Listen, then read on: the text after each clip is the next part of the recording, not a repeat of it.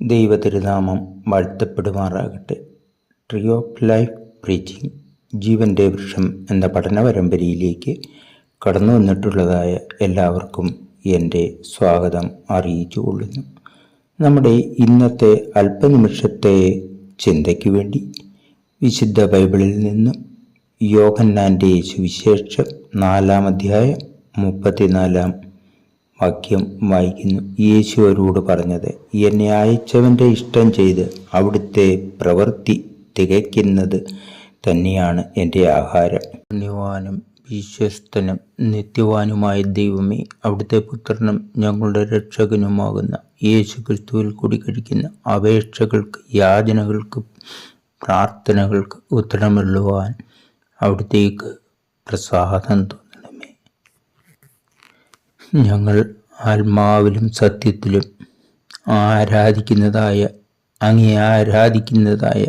അങ്ങയെ സ്തുതിക്കുന്നതായ ഒരു ജനാവലിയോട് ഞങ്ങളും അങ്ങയെ സ്തുതിക്കുവാൻ, അങ്ങയെ ആരാധിക്കുവാൻ, അങ്ങയെ മഹത്വപ്പെടുത്തുവാൻ, ദൈവത്തിൻ്റെ പുത്രനായ യേശു ക്രിസ്തുവിനെ സ്തുതിക്കുവാൻ അവിടുത്തേക്ക് കൃപ നൽകണമേ.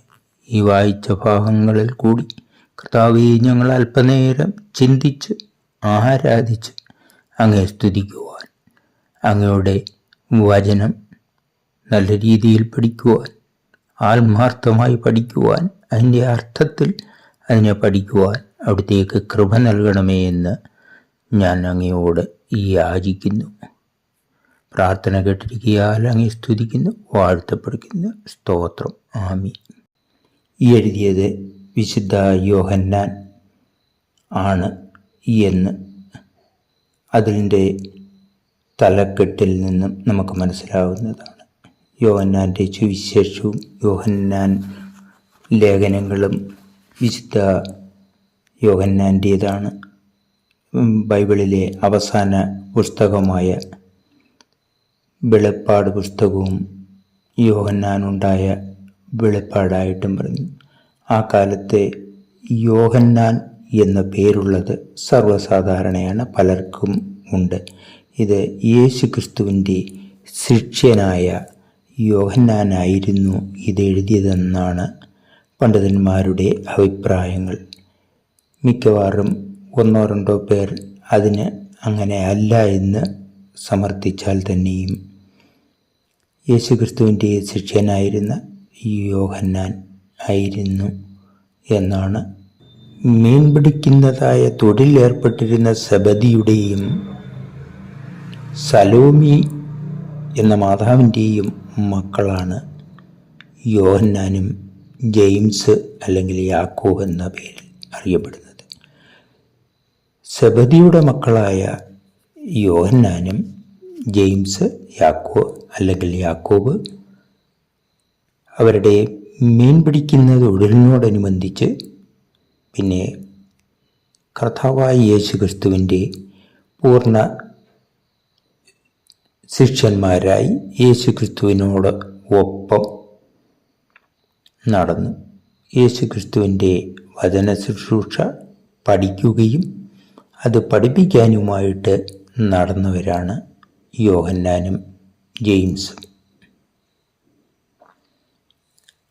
യാക്കോബെന്ന് പഴയകാല പേരുണ്ടെങ്കിലും പിന്നീടത് ഇംഗ്ലീഷ് പ്രൊനൗൺസിയേഷൻ, ഇംഗ്ലീഷ് ഉച്ചാരണ ശബ്ദത്തോട് ചേർന്ന് അത് ജെയിംസ് എന്ന് ആക്കിയതുമാണ് ഒരു സഹോദരൻ ജെയിംസ്. ഇത് യോഹന്നാൻ എഴുതിയതായ സുവിശേഷമാണ്. യേശു ക്രിസ്തുവിൻ്റെ ഈ ലോകത്ത് കർത്താവായ യേശു ക്രിസ്തു, ദൈവപുത്രനായ യേശു ക്രിസ്തു ഈ ലോകത്തേക്ക് മനുഷ്യാവതാരം ചെയ്ത് വരികയും ആ അവതാരത്തിൽ കൂടെ നിന്ന് സഹായിയായിട്ടും പഠിക്കാനും പഠിപ്പിക്കാനുമായിട്ട് യേശു ക്രിസ്തുവിൻ്റെ ശിഷ്യന്മാരായിട്ട് 12 ശിഷ്യന്മാരുള്ളതിൽ 2 പേരാണ് യോഹന്നാനും ജെയിംസും. ഇവരെക്കുറിച്ചാണ് സലോമി ഒരിക്കൽ മത്തായിയുടെ സുവിശേഷത്തിൽ നാം കാണുന്നു. ദൈവപുത്രൻ സ്വർഗീയ രാജ്യത്തിലാകുമ്പോൾ 2 പേരെയും സലോമിയുടെ മക്കളായ യോഹന്നാനെയും ജെയിംസിനെയും സിംഹാസനത്തിൻ്റെ അപ്പുറത്തും ഇപ്പുറത്തും ഇരിക്കുവാനുള്ള അനുവാദം കൊടുക്കണമേ എന്ന് യേശുവിനോട് യാചിക്കുന്നുണ്ട്. യേശുക്രിസ്തു അതിന് മറുപടി പറയുന്നത് അത് പിതാവിൻ്റെ ഇഷ്ടപ്രകാരമാണ് ആ സീറ്റുകൾ നിശ്ചയിക്കുന്നത് എന്നും യേശുക്രിസ്തു പറയുന്നതായിട്ട് നമുക്ക് മത്തായിയുടെ സുവിശേഷത്തിൽ നിന്ന് നമുക്ക് മനസ്സിലാക്കുവാൻ കഴിയും. എന്തുകൊണ്ടാണെങ്കിൽ തന്നെയും യേശുക്രിസ്തുവിനെ അകമൊഴിഞ്ഞ് സ്നേഹിക്കുകയും യേശുക്രിസ്തുവിൻ്റെ ദൈവീക ചിന്തയെക്കുറിച്ച്, യേശുക്രിസ്തുവിൻ്റെ ദൈവീകത്തെക്കുറിച്ച്, യേശുക്രിസ്തു ദൈവപുത്രനാണെന്ന് അവർ അന്ന് തന്നെയും മനസ്സിലാക്കി യേശുക്രിസ്തുവിൻ്റെ ശിഷ്യരായിട്ട് യേശുക്രിസ്തുവിനോട് ഒപ്പം കഴിഞ്ഞിട്ടുള്ള വ്യക്തിയാണ് യോഹന്നാൻ എന്ന് നമുക്ക് മനസ്സിലാക്കുവാൻ കഴിയുന്നു. ഈ പ്രഥമ പാഠഭാഗം നാം വായിച്ചത് യോഹന്നാൻ്റെ സുവിശേഷം 4-ാം അധ്യായം 34-ാം വാക്യമാണ്. യേശു അവരോട് പറഞ്ഞത്, എന്നെ അയച്ചവൻ്റെ ഇഷ്ടം ചെയ്ത് അവിടുത്തെ പ്രവൃത്തി തികയ്ക്കുന്നത് തന്നെയാണ് എൻ്റെ ആഹാരം. യേശുക്രിസ്തു ഇത് ശിഷ്യന്മാരോട് പറഞ്ഞതാണ്.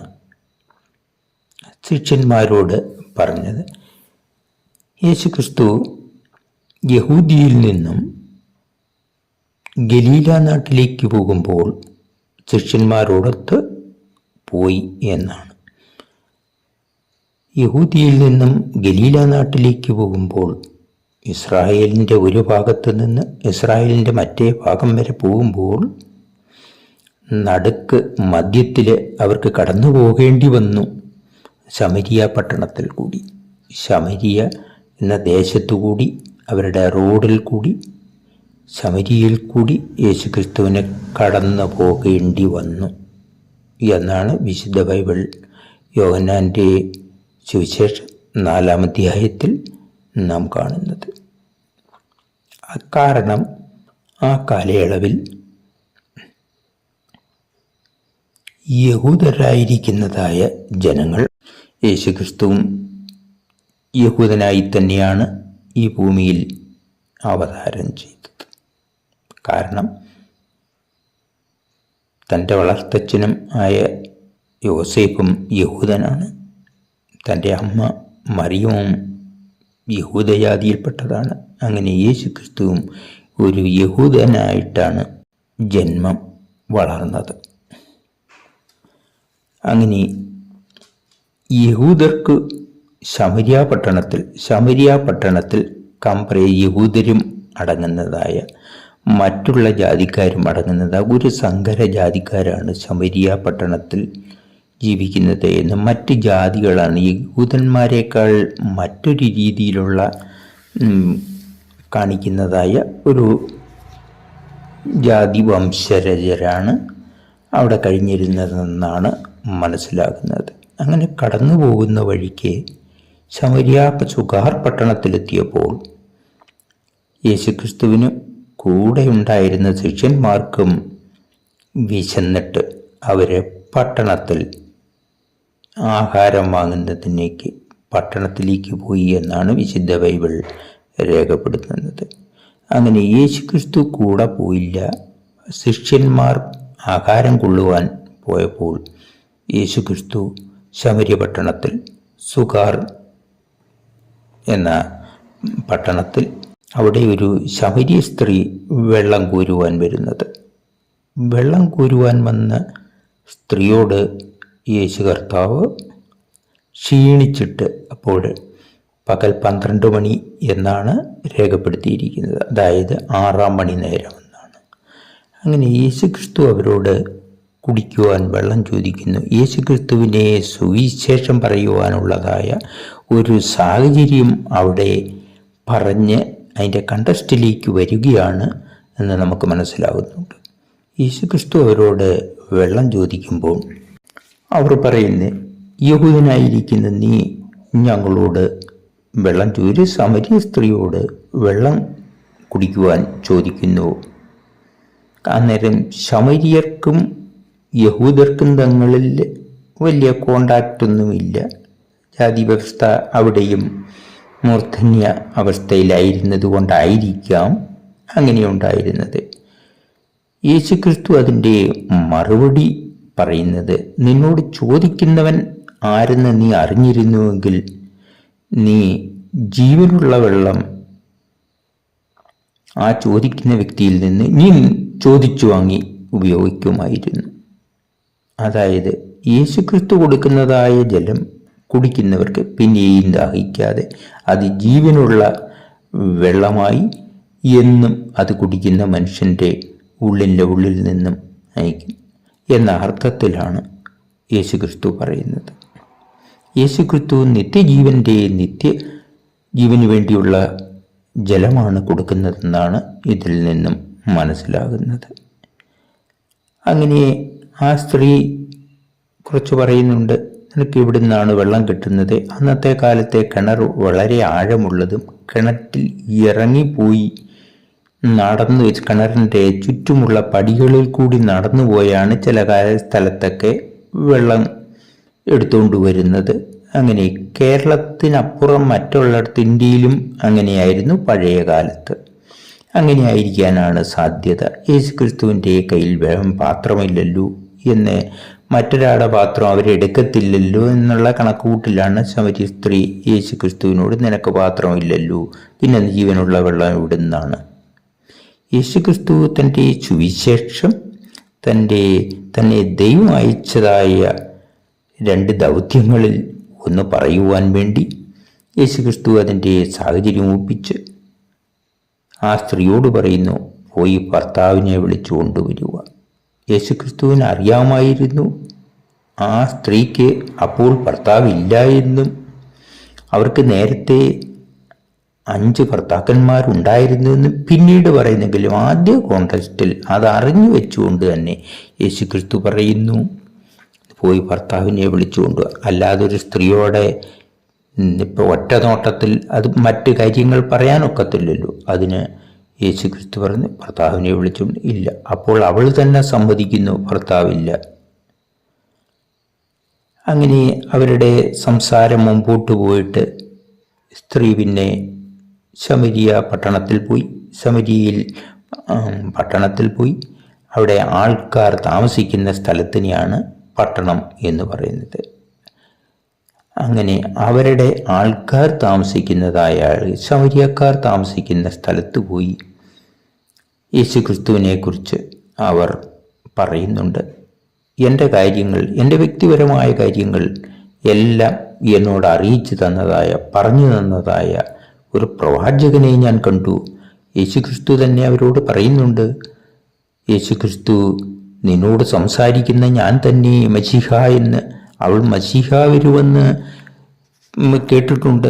ആ മശീഹ തന്നെയാണ് യേശുക്രിസ്തു എന്ന് പറയുന്നുണ്ട്. അങ്ങനെ അവൾ ശമരി പട്ടണത്തിൽ പോയി ആൾക്കാരുമായിട്ട് വന്നു. അങ്ങനെ ശമരി കൂട്ടത്തോടെ ആൾക്കാർ വന്നു യേശുക്രിസ്തുവിനെ പറയുന്നതായ പ്രവചനങ്ങൾ മനസ്സിലാക്കി അറിഞ്ഞ് ഇട്ട് ആ സ്ത്രീയോട്, നീ പറഞ്ഞതുകൊണ്ടല്ല, ഞങ്ങൾ തന്നെ കേൾക്കുകയും കാണുകയും ചെയ്തു, ദൈവത്തിൽ വിശ്വസിക്കുന്നു, യേശുക്രിസ്തുവിൽ വിശ്വസിക്കുന്നു എന്ന് അവിടെ പറയുന്നുണ്ട്.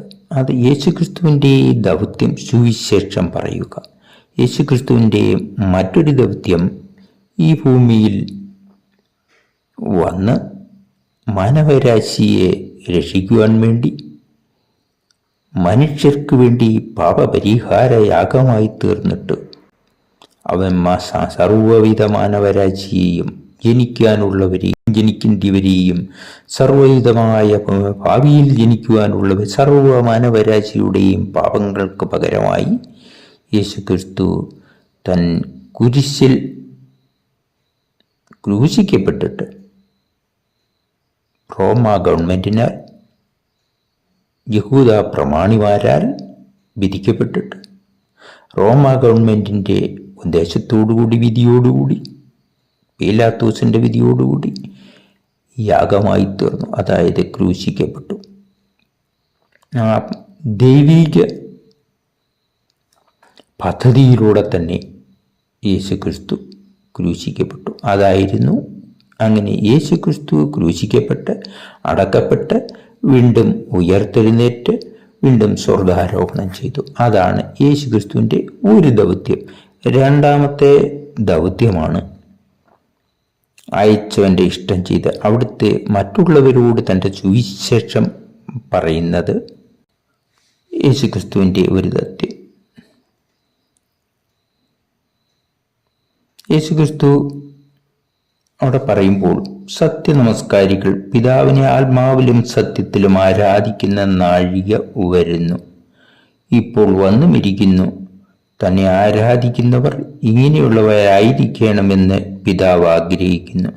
സത്യനമസ്കാരികളായ ആൾക്കാർ ദൈവത്തെ അറിയുന്നവർ ആത്മാവിലും സത്യത്തിലും ദൈവത്തെ ആരാധിക്കുന്നതിനെക്കുറിച്ച് പറയുന്നതാണ് യേശുക്രിസ്തുവിൻ്റെ സുവിശേഷം. അത് യോഹന്നാൻ്റെ സുവിശേഷം 4-ാം അധ്യായം 23-ാം വാക്യത്തിലാണ് നാം കാണുന്നത്. 24-ാം വാക്യത്തിലും ദൈവം ആത്മാവാകുന്നു, ആത്മാവായ ദൈവത്തെ ആരാധിക്കുന്നവർ ആത്മാവിലും സത്യത്തിലും ആരാധിക്കണം എന്ന് യേശുക്രിസ്തു അവിടുത്തെ ശമരിയക്കാരോട് പറയുന്നുണ്ട്. അങ്ങനെ യേശുക്രിസ്തുവിൻ്റെ ദൗത്യം മറ്റുള്ള ജനങ്ങളോട് സുവിശേഷം പറയുക, ദൈവത്തെക്കുറിച്ച് പറയുക, ദൈവത്തെ ആരാധിക്കുന്നതിനെക്കുറിച്ച് പറയുക എന്നുള്ളതാണ് യേശുക്രിസ്തുവിൻ്റെ മറ്റൊരു ദൗത്യം. യേശു അവളോട് നിന്നോട് സംസാരിക്കുന്ന ഞാൻ തന്നെ മശീഹ എന്ന് പറഞ്ഞു. ഈ സമരിയ സ്ത്രീയോട് ആദ്യമേ തന്നെ യേശുക്രിസ്തു പറയുന്നു, മശീഹ ആണ് യേശുക്രിസ്തു. അങ്ങനെ സമരിയ സ്ത്രീ പോകുമ്പോൾ തന്നെ, സമരിയ സ്ത്രീ പട്ടണത്തിൽ പോയപ്പോൾ തന്നെ യേശുക്രിസ്തുവിൻ്റെ ശിഷ്യന്മാർ വന്നു. ശിഷ്യന്മാരോട് പറയുന്നതായ ഭാഗമാണ് നാം താക്കോൽ വാക്യമായിട്ട് ഈ എടുത്തത്. യോഹന്നാൻ്റെ സുവിശേഷം 4:34. യേശു അവരോട് പറഞ്ഞത്, എന്നെ അയച്ചവൻ്റെ ഇഷ്ടം ചെയ്ത് അവിടുത്തെ പ്രവൃത്തി തികയ്ക്കുന്നത് തന്നെയാണ് എൻ്റെ ആഹാരം. ശിഷ്യന്മാർ ആഹാരം വാങ്ങിച്ചുകൊണ്ട് വന്നപ്പോൾ ശിഷ്യന്മാർ സാധാരണ ആഹാരത്തെക്കുറിച്ച് പറയുമ്പോൾ യേശുക്രിസ്തു തൻ്റെ കടമയെക്കുറിച്ച്, തൻ്റെ ദൗത്യത്തിനെക്കുറിച്ച്, താൻ ഭൂമിയിലേക്ക് വന്നതിൻ്റെ ഉദ്ദേശത്തെക്കുറിച്ചാണ് യേശുക്രിസ്തു ആഹാരമായി തൻ്റെ ദൗത്യം ചെയ്യുന്നതിനെക്കുറിച്ചാണ് യേശുക്രിസ്തു പറയുന്നത്. തന്നെ അയച്ചവൻ്റെ ഇഷ്ടം, അതായത് ദൈവിക ഇഷ്ടം ചെയ്ത് അവിടുത്തെ പ്രവൃത്തി തികയ്ക്കുന്നതാണ് യേശുക്രിസ്തുവിൻ്റെ ആഹാരം. എല്ലാ മനുഷ്യർക്കും ദൈവം ഓരോ ദൗത്യങ്ങൾ കൊടുത്തിട്ടുണ്ട്. അവർ ജനിക്കുന്നു, ജീവിക്കുന്നു, മരിക്കുന്നു.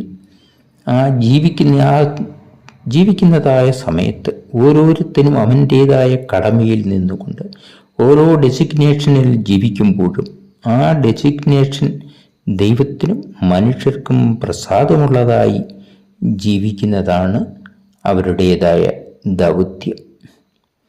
ദൈവത്തെ അറിയാത്തവരോട് ദൈവത്തിൻ്റെ ആത്മാവിലും സത്യത്തിലും ആരാധിക്കുന്ന ദൈവത്തെക്കുറിച്ച് പറയുവാൻ സാധ്യമുണ്ടെങ്കിൽ അത് പറയുകയും ചെയ്യുന്നത് ആ മനുഷ്യൻ്റെ ദൗത്യങ്ങളിൽ ഒന്നായിട്ട് നമുക്ക് യേശയ്യാ പ്രവാചനത്തിൽ നിന്നും നമുക്ക് മനസ്സിലാക്കുവാൻ കഴിയും.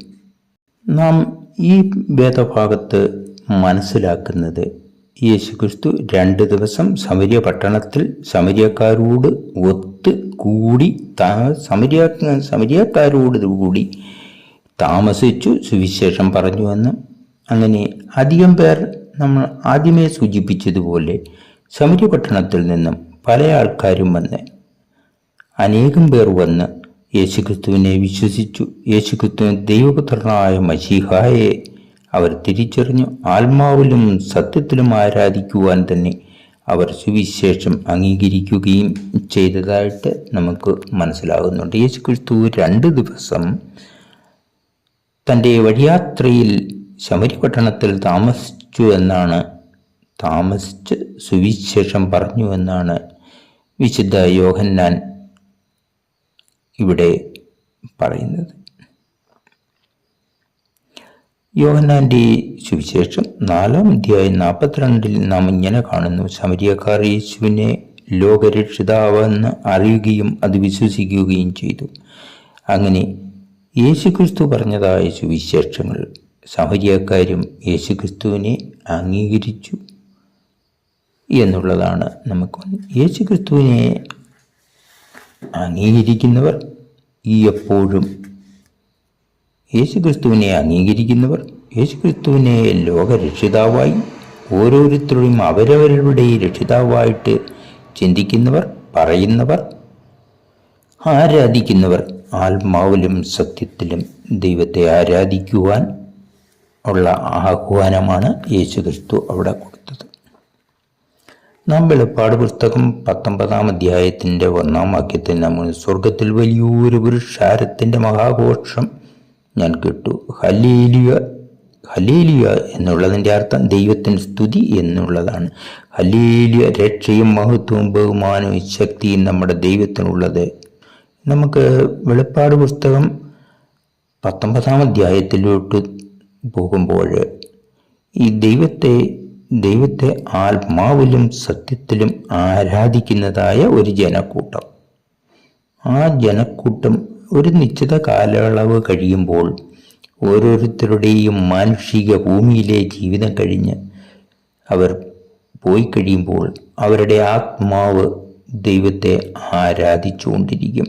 അവർ ചെന്നു ചേരുന്നത് ദൂതന്മാർ ദൈവത്തെ, യേശുക്രിസ്തുവിനെ, ദൈവപുത്രനായ യേശുക്രിസ്തുവിനെ ആരാധിക്കുന്ന ഒരു സ്ഥലത്താണ് ചെല്ലുന്നതെന്നാണ് വിശുദ്ധ ബൈബിളിൽ നിന്ന് നമുക്ക് മനസ്സിലാക്കുന്നത്. അങ്ങനെ ഈശ്വരൻ്റെ അടുത്ത് ചെല്ലുമ്പോൾ അവിടെ ദൂതന്മാരും ഹല്ലേലൂയ, ഹല്ലേലൂയ, ദൈവത്തിന് സ്തുതി, രക്ഷയും മഹത്വവും ബഹുമാനവും ശക്തിയും നമ്മുടെ ദൈവത്തിനുള്ളത് എന്ന് വെളിപ്പാട് പുസ്തകം 19-1, വെളിപ്പാട് പുസ്തകം 19-4 നമുക്ക് ഹല്ലേലൂയ എന്ന് കാണുന്നു. 24 മൂപ്പന്മാരും 4 ജീവികളും ആമീൻ ഹല്ലേലൂയ എന്ന് പറഞ്ഞ് സിംഹാസനത്തിലിരിക്കുന്ന ദൈവത്തെ വീണ് നമസ്കരിച്ചു. വെളിപ്പാട് പുസ്തകം 19-4 നാം ഹല്ലേലൂയ, അവിടെ 24 മൂപ്പന്മാരെ യോഹന്നാൻ, ഈ സുവിശേഷം എഴുതിയതായ യോഹന്നാൻ തന്നെ ദർശനത്തിൽ കാണുന്നുണ്ട്. അങ്ങനെ 24 മൂപ്പന്മാരും വേറെ 4 ജീവികളുമെന്നും പറയുന്നുണ്ട്. അവരെല്ലാം തൻ്റെ സിംഹാസനങ്ങളിൽ, അവരവരുടേതായ സിംഹാസനങ്ങളിൽ ഇരുന്നു കൊണ്ട് ദൈവത്തെ വീണ്ടും നമസ്കരിക്കുന്നതായിട്ട് വിശുദ്ധ ബൈബിൾ രേഖപ്പെടുത്തുന്നുണ്ട്. വെളിപ്പാട് പുസ്തകത്തിൽ 19-6 നോക്കിയാൽ വലിയ ശബ്ദത്തോടുകൂടി അവർ പറയുകയാണ്: ഹല്ലേലൂയ, പരിപൂർണ അധികാരിയായ ദൈവമായ കർത്താവ് വാഴുന്നു. അങ്ങനെ കർത്താവായ യേശുക്രിസ്തു ദൈവത്തിൻ്റെ വലതുഭാഗത്ത് ഇരിക്കുന്നുവെന്നാണ് വിശുദ്ധ ബൈബിൾ രേഖപ്പെടുത്തുന്നത്. അങ്ങനെ ദൈവവും യേശുക്രിസ്തുവും ഉള്ളതായ ഒരു സ്ഥലത്ത് മനുഷ്യരുടെ ആത്മാക്കൾ ചെല്ലുമ്പോൾ ദൈവത്തെ ആരാധിക്കുകയാണ്. ആ ആരാധന ഓരോ വ്യക്തികളും മനുഷ്യരുടെ ഉള്ളിൽ തുടങ്ങുന്ന, എപ്പോഴും ദൈവത്തെ, ദൂതന്മാർ ഇടവിടാതെ ദൈവത്തിന് ഹല്ലേലൂയ ആമീൻ എന്ന് പറഞ്ഞ് സിംഹാസനത്തിലിരിക്കുന്ന ദൈവത്തെ വീണ് നമസ്കരിച്ചു. സിംഹാസനത്തിൻ്റെ വലതുഭാഗത്തിരിക്കുന്നത് സിംഹാസനത്തിൽ യേശുക്രിസ്തുവിനെ വീണ് നമസ്കരിക്കുന്നു. അത് മനുഷ്യാത്മാക്കൾ ചെല്ലുമ്പോൾ അവരും ദൂതന്മാരെ പോലെ അവിടെ ദൈവത്തെ ആരാധിക്കണം. അതേ ആരാധനകൾ ഇവിടെ വ്യക്തിപരമായി ചെയ്യുന്നവർ, കൂട്ടം കൂടി സഭകളിൽ ആരാധിക്കുന്നവർ എല്ലാം ദൂതന്മാരെ പോലെ, ദൂതന്മാർ ചെല്ലും ദൈവത്തെ ആരാധിക്കുന്നിടത്ത് ദൈവത്തെ ആരാധിച്ചുകൊണ്ട് ഇടവിടാതെ, അതായത് കണ്ടിന്യൂസ്ലി ദൈവത്തെ ആരാധിച്ചുകൊണ്ട്. വിശുദ്ധ ബൈബിളിൽ ഹല്ലേലൂയ എന്നുള്ള പദം നാം വെളിപ്പാട് പുസ്തകം 19-ാം അധ്യായത്തിൽ 3 പ്രാവശ്യം നാം കാണുന്നുണ്ട്. ഹല്ലേലൂയ എന്നതിൻ്റെ അർത്ഥം ദൈവത്തിന് സ്തുതി. ദൈവത്തിന് സ്തുതി ആദ്യകാലങ്ങളിൽ ഹല്ലേലൂയ എന്ന് പറഞ്ഞിരുന്നു. പിന്നെയുള്ള 16-ാം നൂറ്റാണ്ട് മുതലുള്ള പിന്നീടുള്ള ബൈബിളുകളിൽ ഹല്ലേലൂയ എന്നാണ് ഈ എഴുതിയിരിക്കുന്നത്. അങ്ങനെ അത് സംസാര വ്യത്യാസം മാത്രമാണ്. ഓരോ സമയത്തും അത് ഇംഗ്ലീഷ് പ്രാധാന്യത്തോടുകൂടി പറയുന്നതായ ഹല്ലേലൂയ എന്ന് ആണ് ഇപ്പോഴുള്ള ബൈബിളുകളിലെല്ലാം നാം കാണുന്നത്. നമ്മുടെ ദൈവത്തെ ആരാധിക്കുകയാണ്, ദൈവത്തിന് സ്തുതി. നാം എഫേസ്യ ലേഖനം 1-ാം അധ്യായം 10-ാം വാക്യത്തിൽ അത് സ്വർഗത്തിലും ഭൂമിയിലുമുള്ളത് എല്ലാം പിന്നെയും ക്രിസ്തുവിൽ ഒന്നായി ചേർക്ക എന്നിങ്ങനെ കാലസമ്പൂർണതയിലെ വ്യവസ്ഥയ്ക്കായിക്കൊണ്ട് തന്നെ. അങ്ങനെ എഫേസ്യ ലേഖനത്തിന് പറയുന്നതായ ഓരോ വ്യക്തികളും ഓരോ സഭകളും എല്ലാം കാലം കഴിയുമ്പോൾ, നിശ്ചിത സമയം കഴിയുമ്പോൾ, പിന്നെ സ്വർഗത്തിൽ ദൂതന്മാർ ആരാധിക്കുന്ന ദൈവത്തിനെടുക്കുന്ന എല്ലാം കാലസമ്പൂർണതയിലെ വ്യവസ്ഥയ്ക്കായിക്കൊണ്ട് തന്നെ. അങ്ങനെ ദൈവത്തെ ആരാധിക്കുന്നത് അവിടെയാണ്. ദൈവത്തെ ആരാധിക്കുന്ന ഒരു സമൂഹത്തിൽ നാം ആരാധിക്കുന്നു. നാമം അവിടെ ചെല്ലുമ്പോൾ ദൈവത്തെ ആരാധിക്കുന്നു. സിംഹാസനത്തിൻ്റെ ചുറ്റിലും 24 സിംഹാസനങ്ങളുണ്ട്. മൂപ്പന്മാർ അവരുടെ തലയിൽ പൊൻകിരീടവുമായിട്ട് 24 മൂപ്പന്മാർ എന്നാണ് വിശുദ്ധ ബൈബിൾ രേഖപ്പെടുത്തുന്നത്. അങ്ങനെ 24 മൂപ്പന്മാരും വേറെ 4 ജീവികളും ദൈവത്തെ ആരാധിക്കുക, ഹല്ലേലൂയ പറയുന്നു, ദൈവത്തിന് സ്തുതി പറയുന്നു.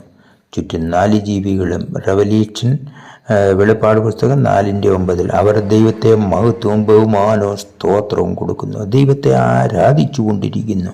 വെളിപ്പാട് പുസ്തകം 4:10 സിംഹാസനത്തിൽ ഇരിക്കുന്ന ദൈവം യോഗ്യൻ, ആരാധന സ്വീകരിക്കുവാൻ യോഗ്യൻ എന്ന് നാം കാണുന്നു. സിംഹാസനത്തിലിരിക്കുന്ന ദൈവം യോഗ്യനായതുകൊണ്ട് നാം ദൈവത്തെ ആരാധിച്ചുകൊണ്ടേ. വെളിപ്പാട് പുസ്തകം 5:9 നാം കാണുന്നു, നാം ഇങ്ങനെ കാണുന്നു, അത് യേശു ക്രിസ്തുവിനെ കുറിച്ചാണ് പറയുന്നത്. സിംഹാസനത്തിൻ്റെ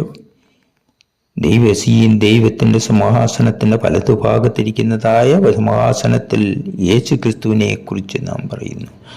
നീ അറുക്കപ്പെട്ടു, നിന്റെ രക്തം കൊണ്ട് സർവഗോത്രത്തിലും ഭാഷയിലും വംശത്തിലും ജാതിയിലും നിന്നുള്ളവരെ ദൈവത്തിനായി വിലയ്ക്ക് വാങ്ങി.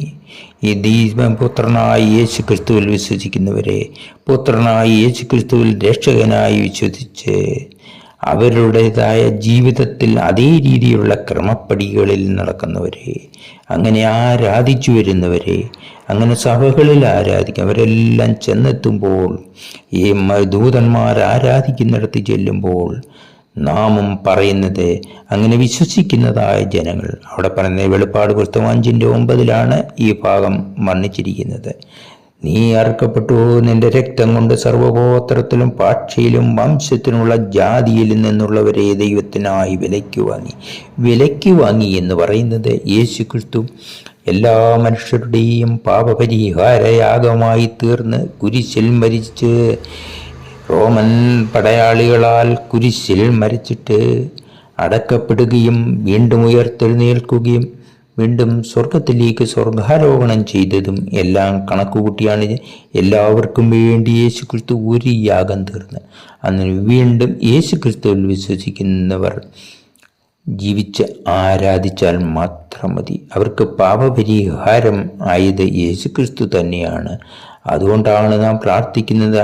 അവിടെ ചെന്നിട്ടും നമ്മുടെ ശരീരം അവിടെ ചെന്ന്, ആത്മാവ് അവിടെ ചെല്ലുമ്പോൾ ശരീരമില്ലാതെയായാലും, ശരീരം വേറെ രൂപാന്തരപ്പെട്ട ശരീരത്തോടു കൂടിയാവുമ്പോൾ, നീ അറുക്കപ്പെട്ടു, നിന്റെ രക്തം കൊണ്ട് സർവഗോത്രത്തിലും ഭാഷയിലും വംശത്തിലും ജാതിയിലും നിന്നുള്ളവരെ ദൈവത്തിനായി വിലയ്ക്ക് വാങ്ങി. അന്ന് ഏത് ജാതിയിൽപ്പെട്ടവരെ, ഏത് മനുഷ്യരായാലും, എങ്ങനെയുള്ള മനുഷ്യൻ, ജാതി മനുഷ്യൻ കണക്ക് കൂട്ടുന്നതേ ഉള്ളൂ. എല്ലാ മനുഷ്യരുടെയും മാനവജാതിയെ മൊത്തം ഉദ്ദേശിച്ചാണ് വിശുദ്ധ ബൈബിളിൽ പറയുന്നത്. അങ്ങനെ നാം നമ്മുടെ ജീവിതത്തിൻ്റെ അവസാനം ദൈവത്തെ ആരാധിച്ചുകൊണ്ട് ഹല്ലേലൂയ പറഞ്ഞുകൊണ്ട്, ഹല്ലേലൂയ എന്നുണ്ട് ദൈവത്തിന് സ്തുതി പറഞ്ഞുകൊണ്ട് യുഗാനുയുഗങ്ങൾ അവിടെ കഴിഞ്ഞുകൂടും. അതിനെക്കുറിച്ചാണ് നാം ഇന്ന് ചിന്തിച്ചത്. അങ്ങനെ ആരാധന ഇവിടെ നടത്തുന്നത്, ആത്മാവിലും സത്യത്തിലും ഇവിടെ ആരാധിക്കുന്നതിനെക്കുറിച്ച് യേശു ക്രിസ്തു സമരിയക്കാരോട് പറഞ്ഞതനുസരിച്ച് നാം ആത്മാവിലും സത്യത്തിലും ദൈവത്തെ ആരാധിച്ചുകൊണ്ട് നാം കഴിയുമ്പോൾ, നാം ഒരു നിശ്ചിത കാലത്തിന് ശേഷം യേശു ക്രിസ്തുവിൻ്റെ അടുത്താകുമ്പോൾ, അവിടെ നമുക്ക് ആരാധിക്കാം. യേശുക്രിസ്തുവിനെ അവിടെയും ആരാധിക്കാം. അറുക്കപ്പെട്ട കുഞ്ഞാടിനെ നോക്കി നമുക്ക് ആരാധിക്കാം. സർവ്വജാതിയിൽ നിന്ന് ചെന്നുള്ളതായ മനുഷ്യരെ അവിടെ ദൈവത്തിനെ സ്തുതിക്കുകയാണ്. ദൈവത്തിന് ഹല്ലേലൂയ പറഞ്ഞ് ദൈവത്തെ സ്തുതിച്ചുകൊണ്ടിരിക്കുമ്പോൾ അവിടെയുള്ള ജനങ്ങളെല്ലാം, ആത്മാവുകളെല്ലാം ദൈവത്തെ സ്തുതിച്ചുകൊണ്ടിരിക്കും. ഇന്നത്തെ ഈ പഠന പരമ്പര ക്ലാസ്സിൽ അറ്റൻഡ് ചെയ്തിട്ടുള്ളതായ, അത് ശ്രമിച്ചുകൊണ്ടിരുന്നതായ എല്ലാവർക്കും ഞാൻ എൻ്റെ നന്ദിയും സ്നേഹവും അറിയിച്ചു കൊള്ളുന്നു. തൽക്കാലം നിർത്തുന്നു.